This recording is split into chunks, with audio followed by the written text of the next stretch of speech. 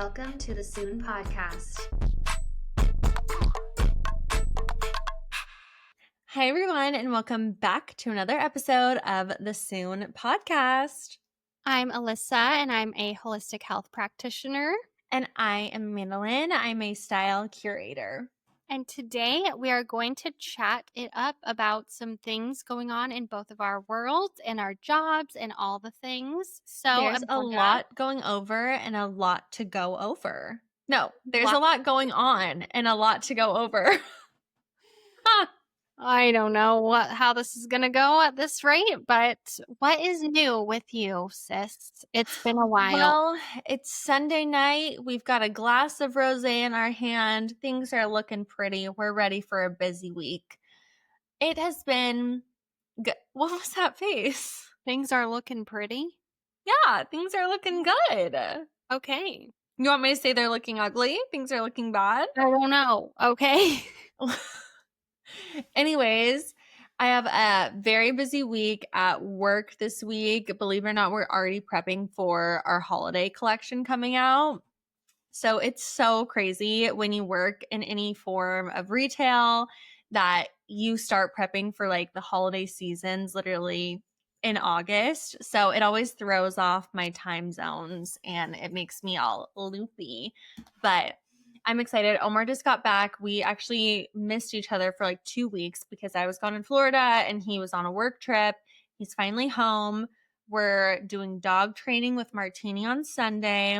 We're looking into dog crates for her, which is a very big deal for us because we are very anti-dog crate. But have we talked about this on the pod? I don't think we have talked about this on the pod. So it's a bit of a touchy subject. But it's a touchy subject, but we have come to the resolution that dog crating is what she needs. So just a quick consensus for those who don't. I should, tell the people. No. Let me give them a quick rundown, Alyssa. So we have 6 dogs, uncrated, and they're great. They're all great. Martini is our 6th dog, and she was rescue. She's got some anxiety. She likes to eat all of our shit, okay? Literally. Just to put it kindly. And we're doing dog training. Hello, but even our shoes, glasses, actual glasses, like wine glasses. Yeah, one time I got a wine glass in her dog bed. She didn't eat it, thank God. She just took it and put it in there. I'm like, what are you doing, girl? So we have had some trouble. So we got a dog trainer and we thought that would solve the whole problem. But our dog trainer was like, you need to put her in a crate or she will eat something crazy. So we finally were like, okay, we always thought like, because we have so many other dogs that are uncrated, that's cute. That are uncrated, that it was like inhumane or mean, like vicious. And she's already been through a lot being, that we adopted her. So she said that we're treating her like a human and she's a dog and they don't have the same feelings. So she's like nice and blunt. So we are getting her a crate. And I think she's going to love it. All right. Thank you. It's my turn.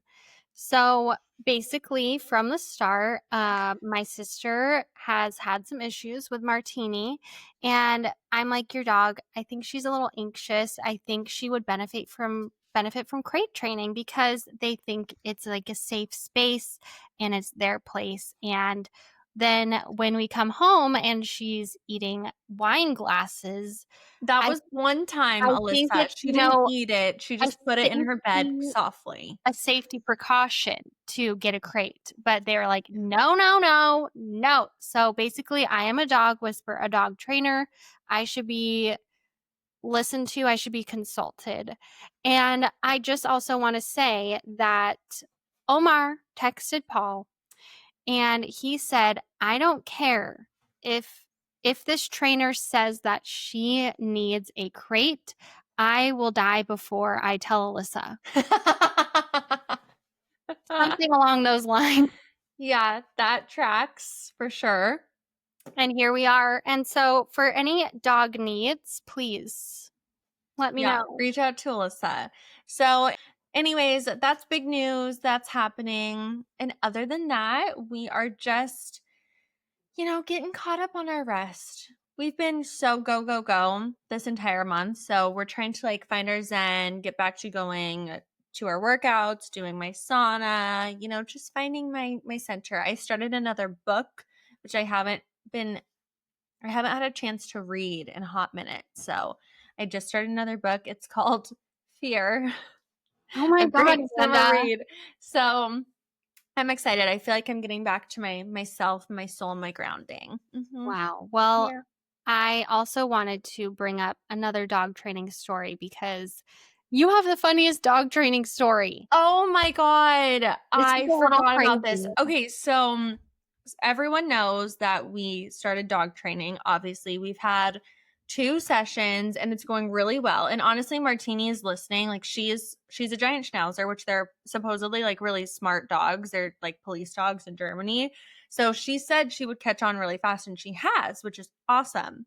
But we meet the trainer out front because she's like, that's the best place to do the training away from the dogs, all the things. So we're always out front with her, and then we have windows. So usually my dogs are in the house and they're like going crazy.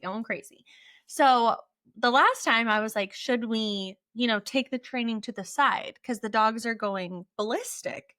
And she goes, I just want to say she's a wonderful trainer. Okay. So she's a little kooky, you gotta love older. that. She's older. She's sweet as pie.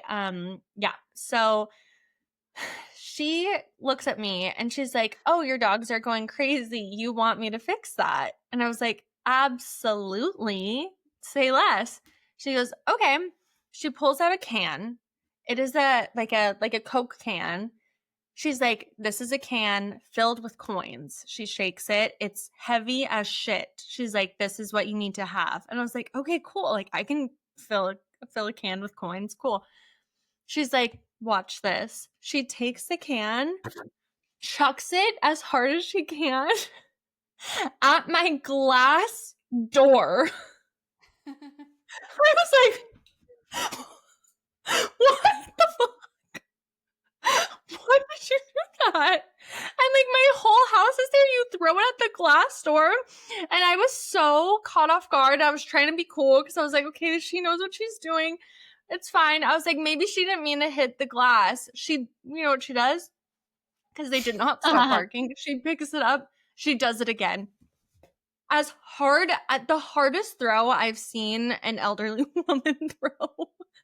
I was like, what if it just shattered? What if the door just shattered? Like what were you thinking? And training. So after that she was like, you gotta make yourself one of these to do at home. I'm like, I would never in my life throw a can of coins at my glass door. They also did not stop barking. So what the fuck? I was like, anyways, we're gonna go with plan 1. We're gonna move to the side of the house. It was insane, Alyssa. It was insane. And Omar was just standing there like, do you not have it recorded? We had literally neighbors that were watching it, and they came over after and they're like, are you guys okay? Do you not have like the front of the house recorded?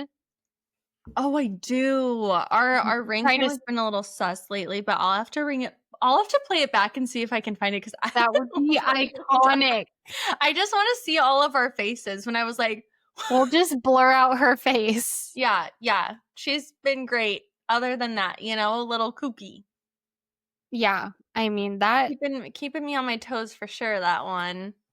Good God. Mm-hmm. But yeah. I'm glad that it's going well so far. I'm glad you guys are resting. We just got home from our road trip. So our road trip was like a week long. Yeah, tell them more about that because I don't think you told them enough the last one. I know. So Paul and I both got sick on the road trip. So he was sick the first half and then I was sick the second half.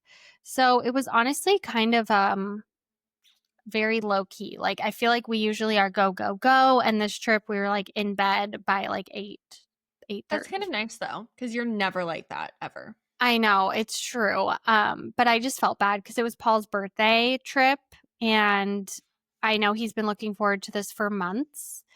And then also we were going up the coast and it was so much cloud cover. Like what do they call that? Like it's like fog, mist. Fog. Literally couldn't even see the ocean at some points Oh, on the drive, sad. and it never went away. Like it was kind of crazy. Oh, that is crazy. I know, and I've never had so many people be like, "Oh my gosh, send me pictures of Big Sur. I've been thinking about going, blah blah blah," and I'm like, I literally can't. You're like, here's your picture. It's a cloud. Literally, I felt it was just a gloomy trip all the way up to San Francisco. So, but we didn't mind that, but it was just like ironic that everyone wanted pictures and I wasn't going to be sending those. They probably thought that you were like those gatekeeper girls who like don't want to share, you know, when you're like, oh, where'd you get that from? And you're like, oh, I don't know. Yeah, That's somewhere. you. They're like, send me a picture. And you're like, I can't. Yeah.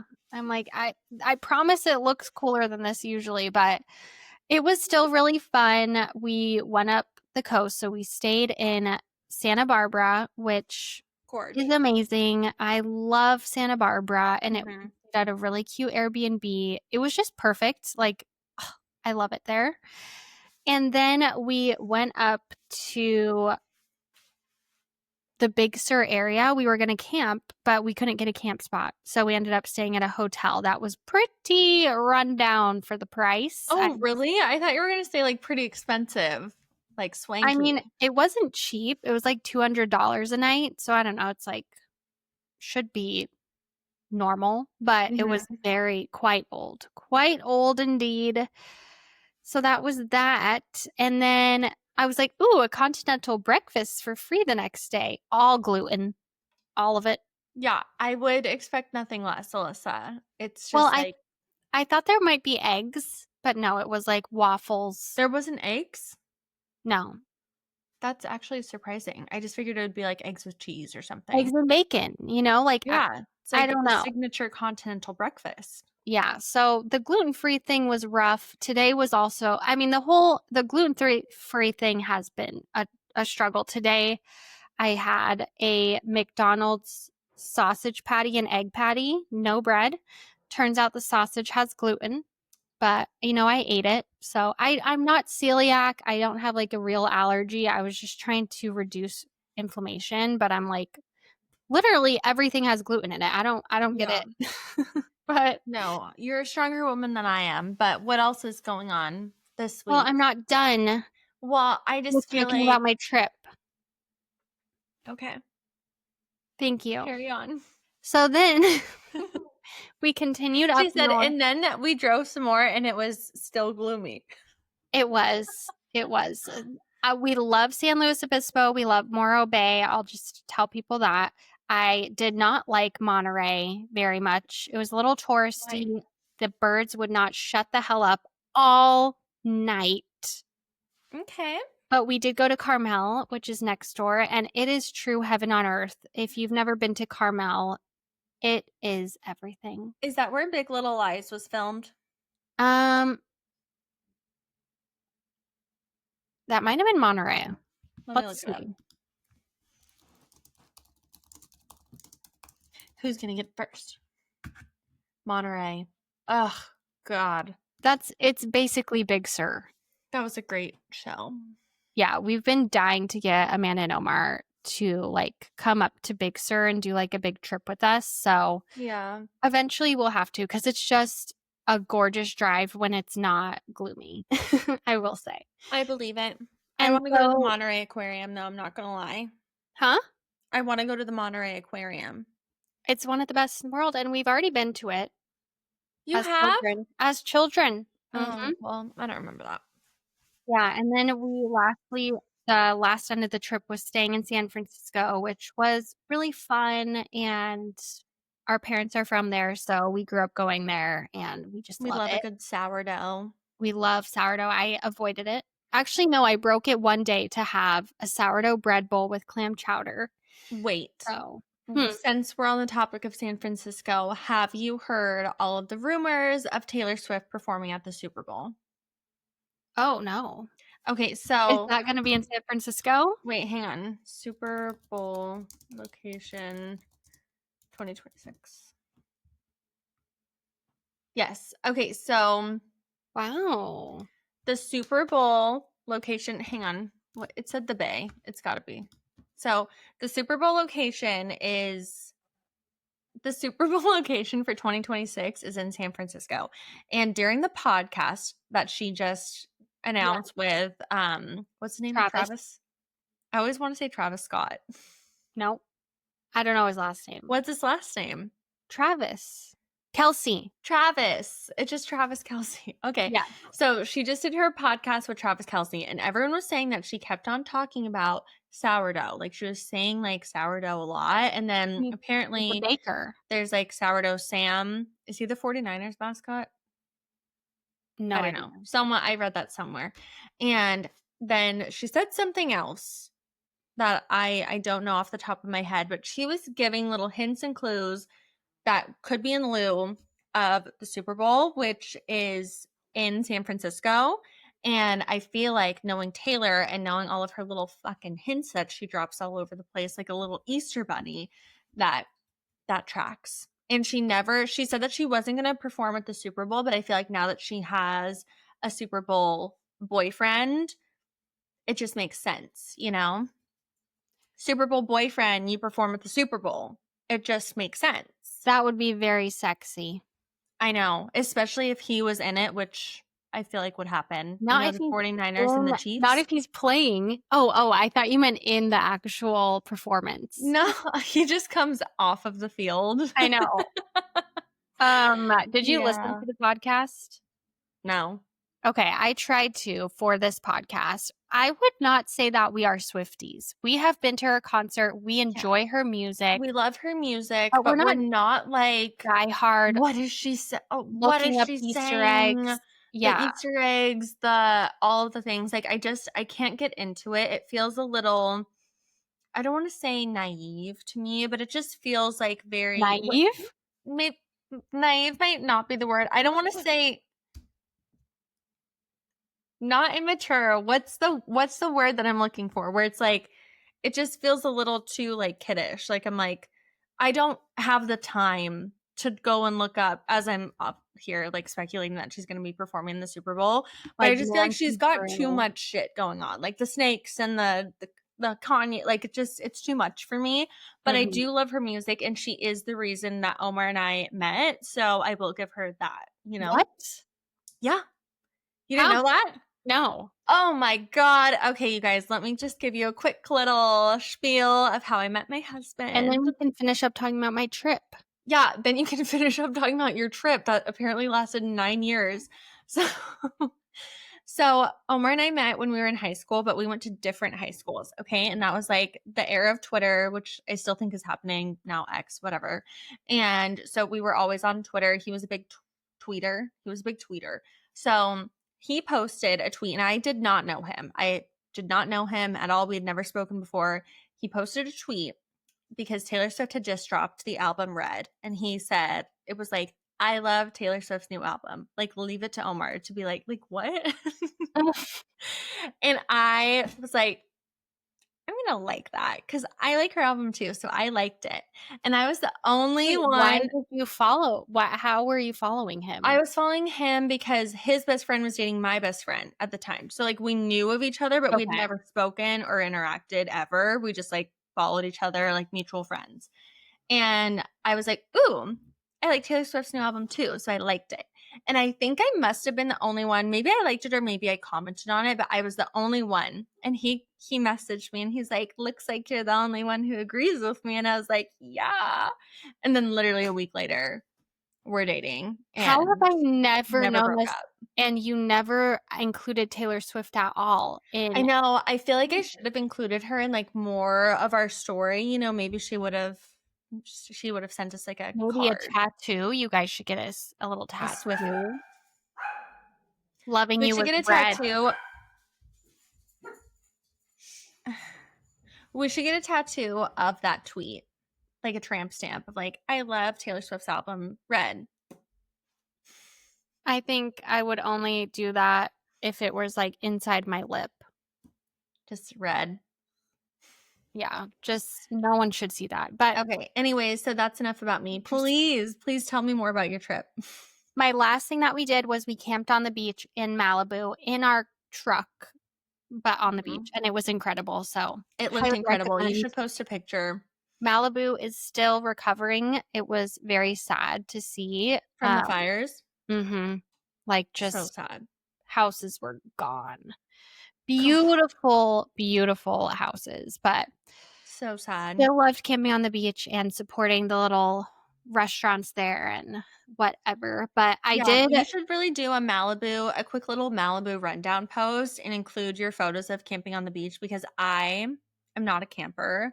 But that photo, I was like, maybe I could camp for one night. Like maybe I could do one night, or maybe I could do a sunset situation and then go to a hotel, you know? Okay. So I don't want to scare you off. What? But one of the worst things when camping happened. What? Okay. You had to pee? No, I always do. Without fail. That is my worst fear. I'm like, where am I going to go? Where am I going to go? I mean, they had porta potties. But in the middle of the night, like someone could be hiding out in there, Alyssa. I truly, in the middle of the night, I'll just go by the truck. I'm like, I don't care if people walk by me with flashlights. Like, I'm not leaving this spot. True. But anyways, we start to go to bed around 9 p.m.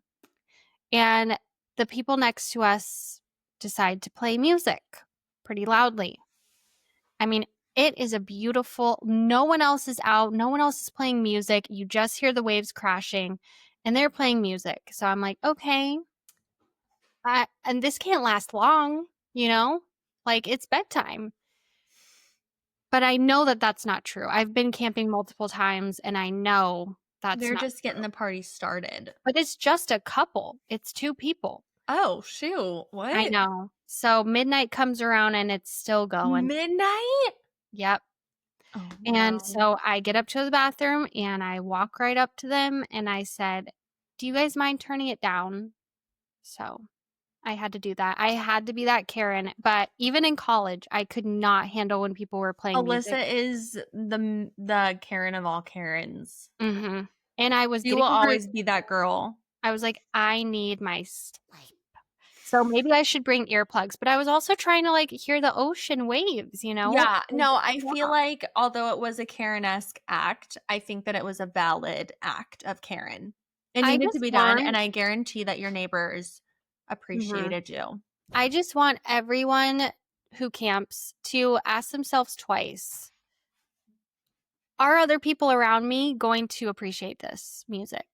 Because like maybe if you want to play music, go to a campsite that no one else is at. Put some damn headphones in or turn it off by 9 p.m. Like people come out to camp for peace and quiet. That's true. It is true. And you're not really at like a party camp area either. So I feel like that is crazy. I just want to know, where was Paul during this altercation? Oh, he was in the tent. He didn't walk with you? To the bathroom? To the people. What if they were crazy? He didn't know. I got up to go to the bathroom, and then after I went right up to them. You're my worst nightmare, Alyssa. That is like serial killer 101. Like no one would have even heard you because of the music, and no one would have known where you were. So just don't do that shit. I would have died in Malibu on the beach. So anyways, that is traumatizing, and I'm sorry for your loss of sleep during that evening, but it looks like you're well rested. You're giving well rested. My Oura ring says so. I feel like I could always use some sleep. But anyways, we have topics to talk about. I wanted to even talk more about the Travis Taylor Swift podcast, but it was mid, I'll say. Like, they're really great together. They're very normal together. Like, it wasn't very crazy, you know? It was just normal. Which is cute. I mean, I will say this. I haven't listened to it, but I've listened to little bits and pieces on TikTok, of course. And I think that he is a great fit for her. I feel like they're very cute together. They just seem like a normal couple. And I think that that's what she needed, because she is so uber famous that she needed someone to just be like, chill. Yeah. Like, you're just a human, you know? Like, just be a human with. So I like her. She's in her sporty era, and I'm excited for her new album. What kind of vibe do you think that it's going to bring, really quick? Normally she's very heartbreak. So I feel like this one might be, oh my gosh, there's a TikTok where the girl like says her vibes for the next album. I hope it's like soft, but also like poppy, like kind of like Chappell Rowan vibes, like kind of fun, you know, very like woman. She has a song with Sabrina Carpenter, so I feel like that could bring the vibes. Like maybe that's setting the tone. Oh, because she posted that? Yeah. Who's that creator? Clara Kiwi. Okay, Claire Kiwi. We're on the same page as you. We love you. Let's dive into our topics of the week. Alyssa, why don't you kick us off? Okay, Amanda. So this is going to be a little science tutorial. Perfect. Have you heard of antibiotic resistance? I can't say I've like heard of it specifically, but I'm just going to use my brain and assume that it's your body's resistance to antibiotics. It's societally, everybody, the population, are microbes getting resistant to antibiotics. Interesting. Okay, go ahead. Yeah. So, I mean, I just got really inspired because I recently listened to an episode of the Diary of a CEO podcast, and it was featuring a herbal medicine expert, Simon Mills, who's been an herbal practitioner for like 50 years. And he seems really great. I mean, the episode was long and he's an older gentleman. And so he wasn't really quite getting to the point, but he did get me thinking. And when when I was a biology major in school and then I did naturopathic medical school, one of the craziest topics to me was antibiotic resistance. And I was like, why is no one talking about this? And even on the episode, he's like, this is the biggest health crisis potential ever. Like, imagine if everything we have antibiotics for, we are resistant to. So they become obsolete, you know? And so basically, yes, antibiotic resistance is people either overusing my antibiotics or exposing microbes to these antibiotics. So say you're not taking the full dose of a medication. Okay. So a lot of people will get their antibiotics, take them for 4 days. You're, prescribe them 7 or whatever. And they're like feeling better.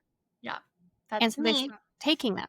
And now you have exposed your microbes to this antibiotic. And so they can be like, oh, hey, I need to develop a mechanism to mutate so that I can be resistant to this if I come into contact with it again. Interesting, because I'm actually a serial half antibiotic taker. And I know where you got that from. Because like my mother, we like to save the rest of the antibiotics for if we get that sickness again, so we don't have to go back to the doctor. Do you know why you got that sickness again? Because you didn't eradicate it. Now I know. I feel like now I know because you and Paul have been like, chirp, chirp, chirp, no antibiotics, take the full dose, yada, yada, yada. So now I feel like, okay, fine. But I'm not going to lie. Like if I'm sick and I get it a second time, I'm like, it's so nice being like, oh, I feel like I'm getting that sickness again. Let me just reach in my cupboard. Okay, let's talk about what kind of sickness you're talking about. Like a flu. Okay. Mm-hmm. What is a flu? It's the flu, Alyssa. It's sick when you're sick. The flu is a viral infection. What do antibiotics treat? Bacterial infections. Okay. There's bacteria and viruses. Okay. Antibiotics treat bacteria. They don't do anything to viruses. Nothing. You might feel better. It's not because of the antibiotics. Some of them do have some anti-inflammatory properties, so maybe you're feeling a little better with that. But no, you're just exposing your body to antibiotics so that all of your bacteria can become resistant for no reason. So basically what he talks about is roughly 30% of antibiotics given out were not needed. And I think that's way underestimated. I do agree, because I feel like I always do a teledoc. If I'm like, I have a cough, they're like, okay, here you go. I'm like, That's thanks. crazy. Yeah. That's terrible for society. Yeah. So he basically says if you have a cold, a flu, or an upper respiratory airway issue, you should not be going to your doctor immediately. And like, listen to the podcast, listen to your body. Don't, take this as medical advice. Yeah. But it is most likely a virus if you have something like a cold or a flu. Yeah. And like let your body fight it out versus going straight to get antibiotics. Yes. And he also talked about how we immediately reach for things, like NyQuil and whatnot, which has anti-inflammatory medications or NSAIDs in it, like acetaminophen. And what is your body trying to do when it has a fever, when it is, trying to deal with this inflammation? And you're just suppressing all of that by taking an anti-inflammatory. So you're suppressing your body's natural way to remedy this illness by taking those things. Okay. So he also talked about the importance of antimicrobial herbs. So things like garlic, things like berberine, things like oregano and clove. And honestly, you can get a lot of these over the counter. You can get them online at Full Script. You can get them anywhere, basically. So sprouts, they're all great. And he just talked about how it's incredibly beneficial to go that route instead of reaching for antibiotics. Okay. And you're going to help decrease the risk of antibiotic resistance forming. You're going to help your body because things like cinnamon, which is, he was talking about, is antimicrobial. It also has amazing benefits with it. It also helps with inflammation and digestion and circulation. So you're treating your, microbial population, but you're also helping with inflammation and circulation and all these things. Same with garlic. And he also talks about those things can be antiviral. So first of all, you're not taking an antibiotic which attacks bacteria when you're having a viral infection. So you can take things like garlic and whatnot. Like, what do you mean take things like garlic? Like someone should be taking a whole clove of garlic, or are there garlic pills? Like, I just need more info. Yes. So one of my favorite medication or supplements for viral infections is called Viracid. And this is a capsule and it has vitamin C in it, vitamin B12, zinc. So all of those are going to help your body with inflammation and feeling better. And then it also has those antiviral herbs. So astragalus, it has echinacea. It has a lot of great things that are going to help with virus. But he does talk about taking garlic, just like a pure garlic. And we used to do this in med school. It's so like nerdy and weird. But people would just take cloves of peeled garlic and take them like a pill. Okay. Yeah.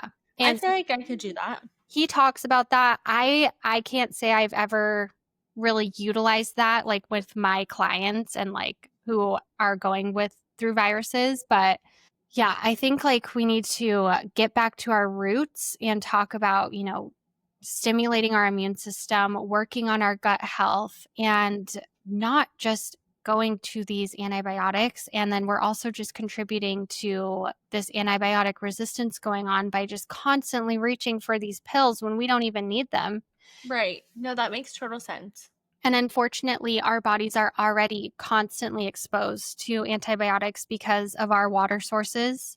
One of the biggest antibiotic users is the agriculture business. So you think about all the animals that we're now eating and all the plants we're eating and what was doused on them to prevent, infections from happening on the farm, but also bugs. They don't want bugs on their plants. And so we're getting exposed to antibiotics anyways. So if we can resist going straight to our doctor and asking for antibiotics when we have a virus, that would be very potentially helpful.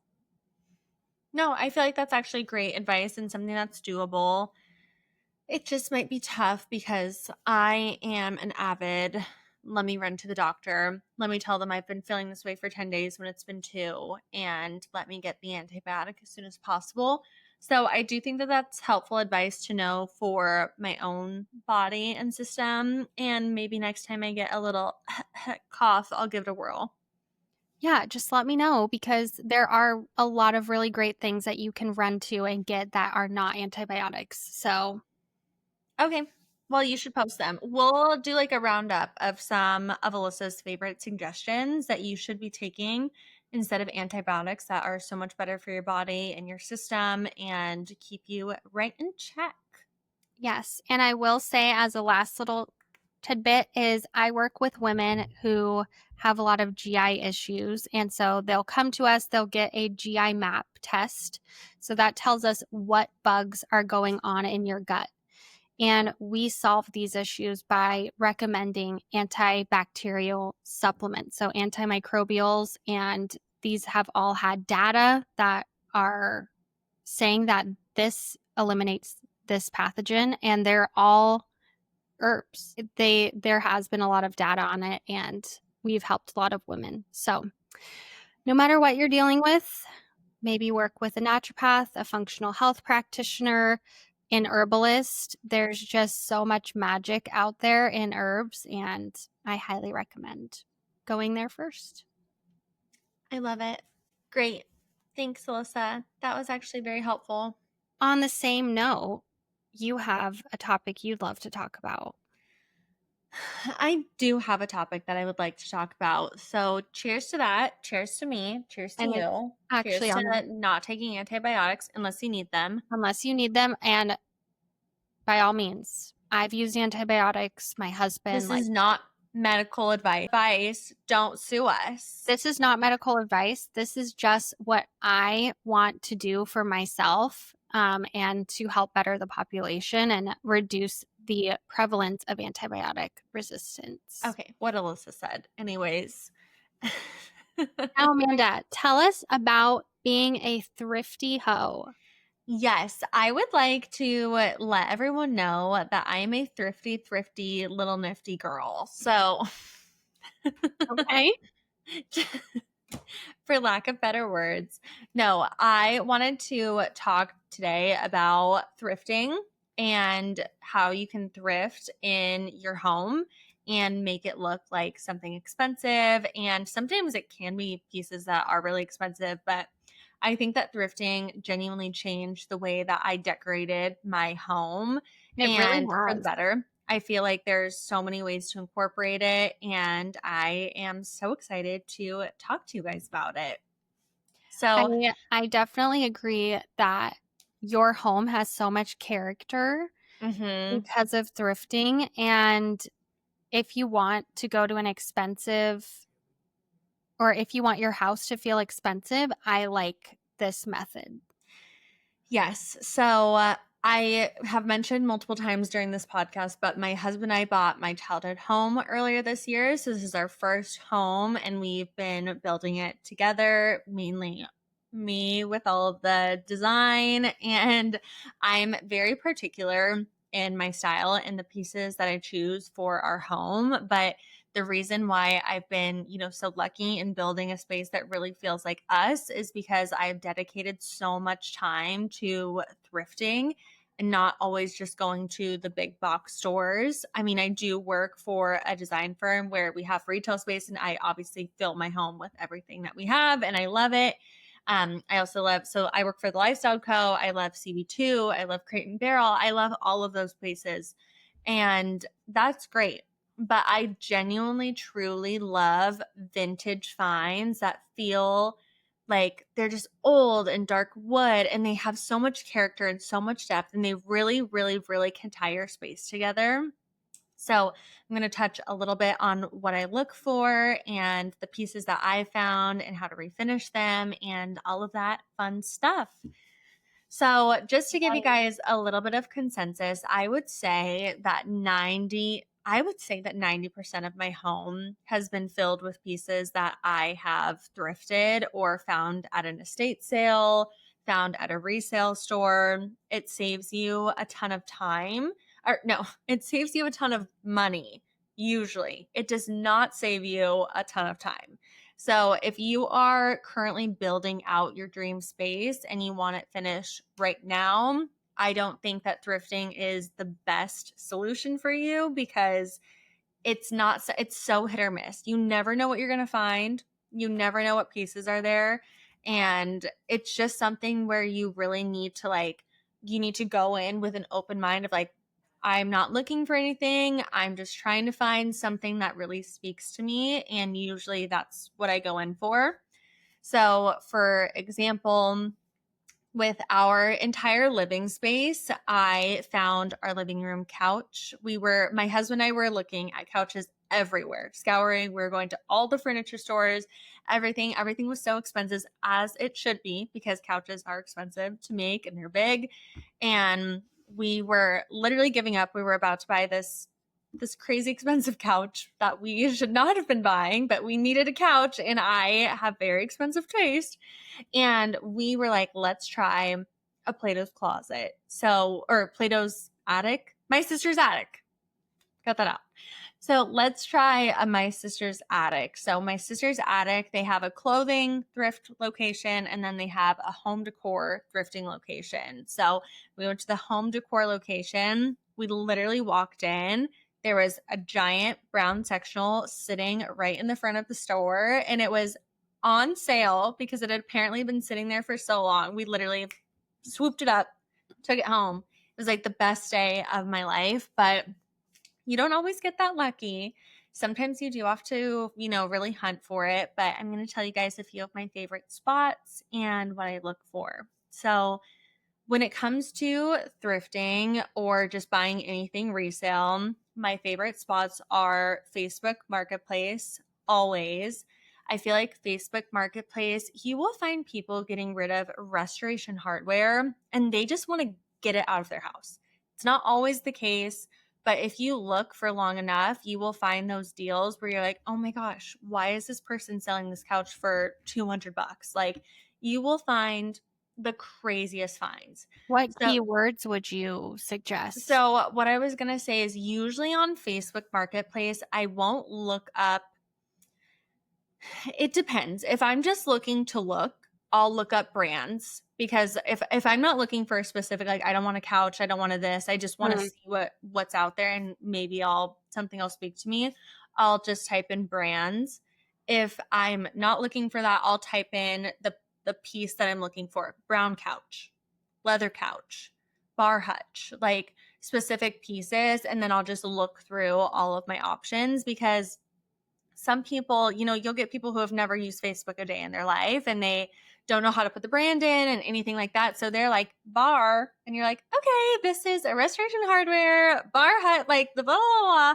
And they don't always put that. So you kind of have to like use sneaky keywords on Facebook Marketplace and get a little funky with it, like bar or like old cabinet, like glass frame, little things like that. But I would say Facebook Marketplace is one of my all-time favorite places.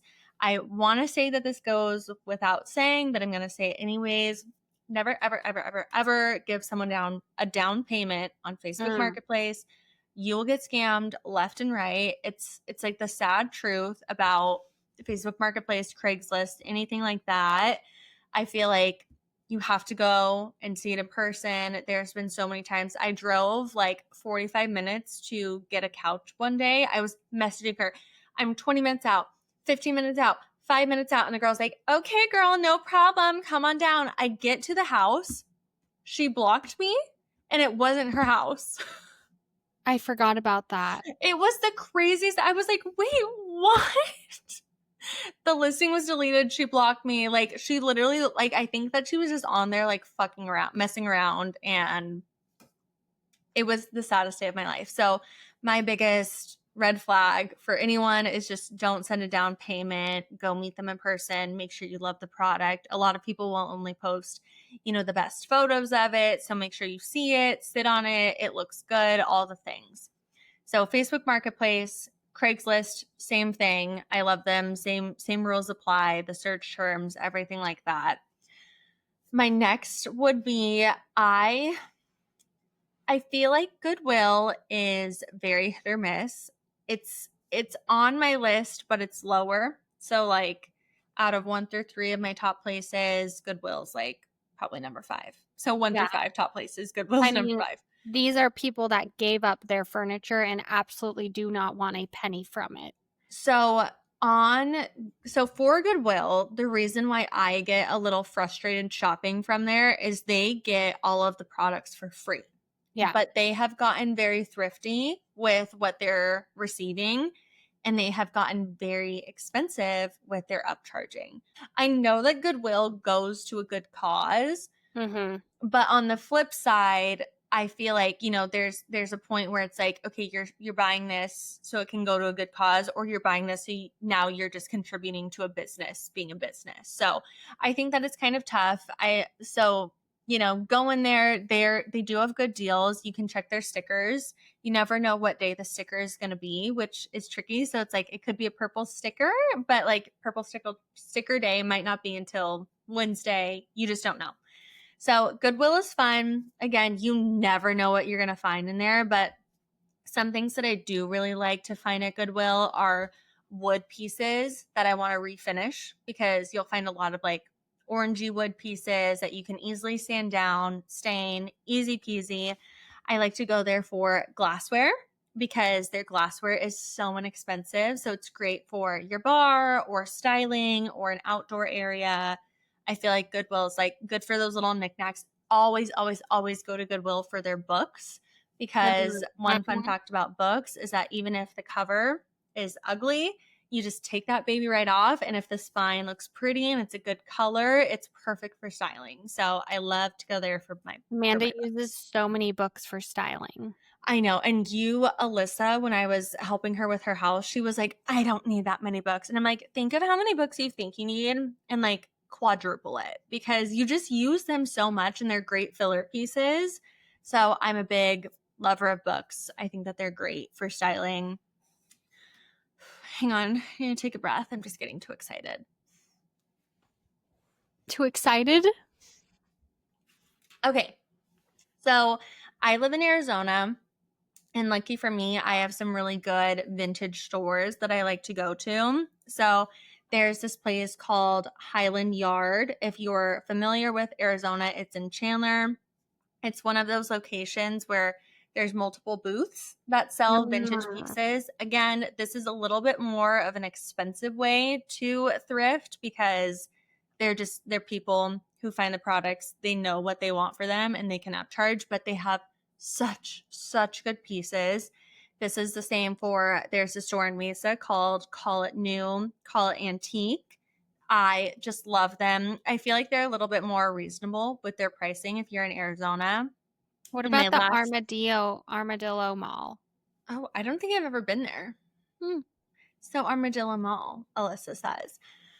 But my last one for like a vintage store is, oh my God, what is it called? Oh, Old Brick House. I love Old Brick House. This is not your average store. It's an Arizona only thing, and it's a pop-up. So they're only open like 3 days a month, if they're even open that month. So you have to follow them on Instagram, see what days they're open, but they have really, really, really good pieces. And I feel like they might be a little bit more expensive, but they're like refinished. They're ready to put in your house. They're stunning. And I feel like they are still affordable compared to a lot of other places. So they're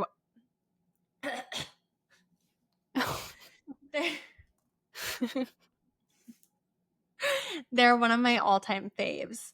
Okay. And don't forget about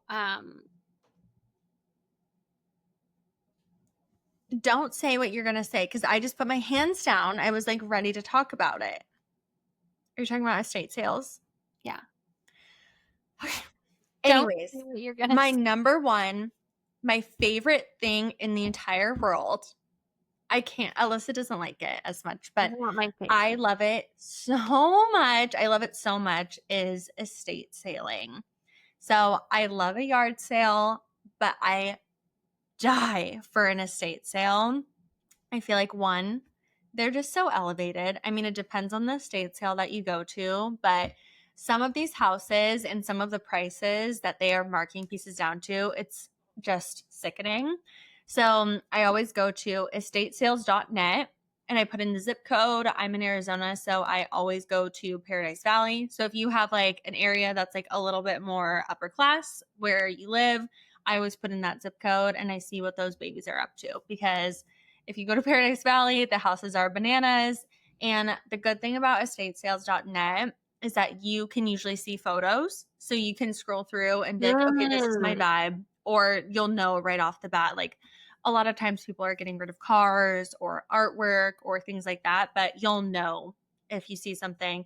There have been so many times where I will drive all the way out to an estate sale because I saw one single vase that I'm like, I have to have this. Oh And my usually you get it. So on estate sale, for estate sales, they're just the best. You can't go into them with any expectations because you never know what you're going to find. Even if you see a photo of it, it could be sold. So my favorite thing to do, just to be a little bit more frugal with it, is I like to go on the last day because typically they're doing like 50 to 75% off of the ticketed price because they need to get rid of that inventory. So you can really like wheel and deal and haggle. And it's my favorite thing in the world to be like, I'm getting 3 things. What are you gonna give them to me for? So true. that would be my biggest tip. So what are some of your favorite things that you look for at estate sales, or is it just whatever jumps out at you? No, so at estate sales, it's so tough because I can go in there and I'll want everything. But I just got like a fireplace poker set, like a little stand with the fireplace pokers. Like we have an electric fireplace, so I don't need that. But Just I thought it would look really adding, chic. yeah, it just adds. It adds the character. Yes. So I'm really big on my house of like, I want it to be filled with character and be very homey and vibey. And I want people to look at something and be like, is that ugly or is that cute? And like, where did you get that and why? Like, I don't know. That's just kind of my thing. That's also my husband's thing. We think it's fun. So there's a lot of pieces that I think are really special. So I think if you're going to an estate sale, I like to, one, look for pieces that look like they're really high quality and you'll know them. I mean, if you lift up a coffee table and you can't lift it as one person, like there's your answer. She's a good coffee table. So you'll usually know the pieces when you see them. And I like to always look for like those pieces where I'm like, oh my God, like I can't live without that. So there's pieces like I have a beautiful ginormous mirror that I have in my house. Alyssa thinks that it is absolutely absurd. I mean, it's floor to ceiling. It is like it shouldn't have fit in my house. Like it is like 9 foot by 9 foot. It takes up the entire wall. But I saw it in a estate sale and I was like, and I got it for a great price, you know. But then you have to rent a car.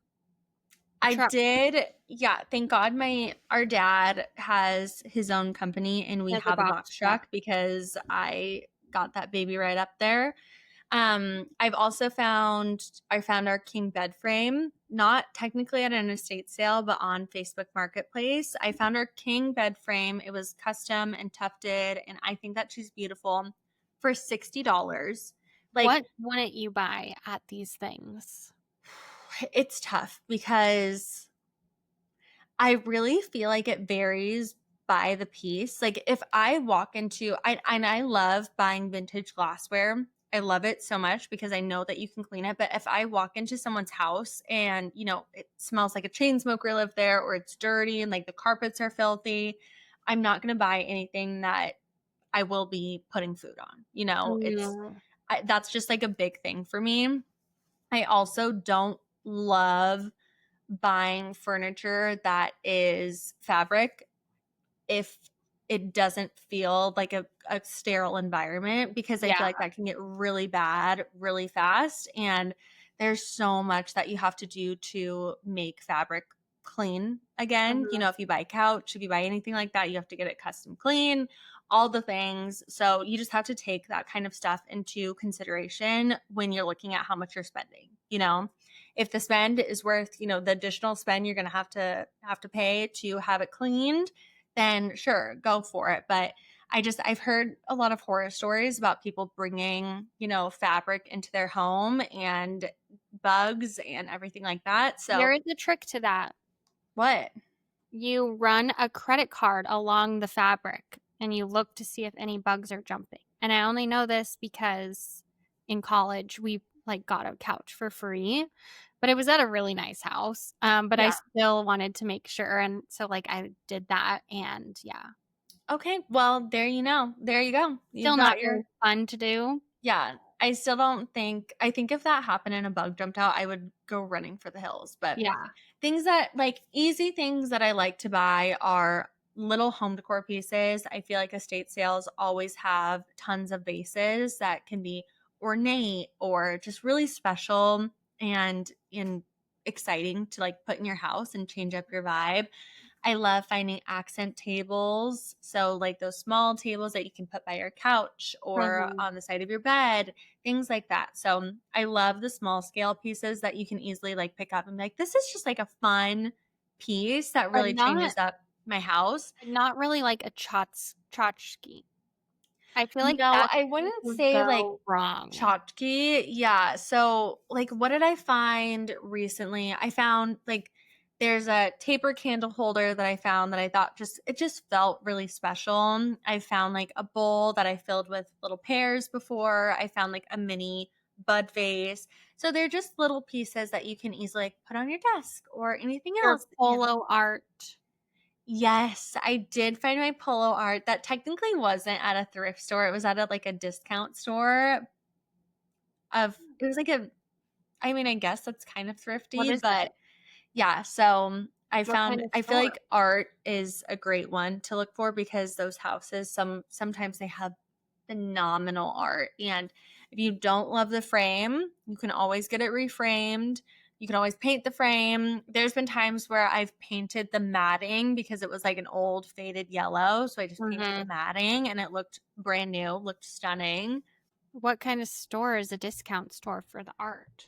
One thing that you can look for is if you follow like designers or design firms or honestly just like big retail locations, maybe not like big to your area, but still like small enough to not be like a Home Goods or something like that. But a lot of those places will have warehouse sales or like clear out sales because they want to get rid of their inventory. They're not using it, the whole nine. So look for those places, follow them. And if they're having a warehouse sale, like go be the first one in line and you will find amazing pieces that like you won't find anywhere else. And maybe you might normally be able to afford them. Like that's me most of the time. I'm like, I could not buy this full price, or I wouldn't buy this full price, but like I can buy it 75% off. Like, Yeah. and I think that that's honestly like all of the fun in it is just seeing what you can find and seeing what you can bring into your house and change up your space. And I think that's the last thing too, is to just have fun with it. Like should go with like no expectations and just shop around and try to take this as the time to really see what speaks to you. Like, don't try and fit into a niche. Don't try and fill a hole. Just walk around and be like, oh my God, I love that artwork. Why? Like, why do I like it so much? Like, you'll know. You'll get like the like panting. You'll get the excitement. Dancing? You'll get the tingles. No, I'm just like getting excited. I'm like, oh my God, I'm just so excited. I'm like sweating. Shit. Okay. Well, anyways, that is my spiel on thrifting. And if you ever have any questions, shoot us a message because I could talk about it all day and all night. I know. I am not a thrifter, so I'm just like, here's my money. Find what you find. Yeah, but she's also like the pickiest girl in the world. So you can find her 95 things and she'll like, no. That too. That too. That's probably why I hate thrifting. I'm like, it would take me so long to find. Yeah, it would. It really would. Woof. But that was our show today. Thank you guys all for listening. And thank you for the love from last week. I feel like I've received a lot of love. So thank you guys. And Yes. yeah. Yay. Well, we love you guys. Thanks for listening, and we'll talk to you soon. Talk soon.